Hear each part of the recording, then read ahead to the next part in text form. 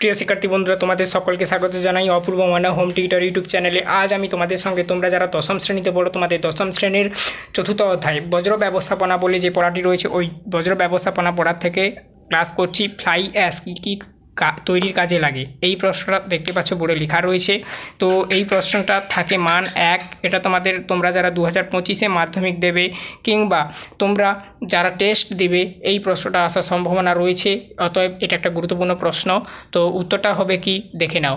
উত্তরটা হবে fly ash ইট বা সিমেন্ট। ঠিক আছে, সিমেন্ট, এই ইট বা সিমেন্ট তৈরির কাজে ব্যবহৃত হয়।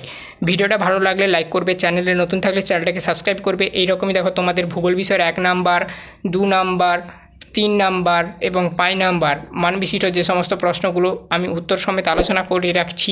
তো প্লেলিস্টের লিঙ্ক এই ভিডিও ডেসক্রিপশানে দেওয়া রয়েছে, অবশ্যই চেক আউট করবে।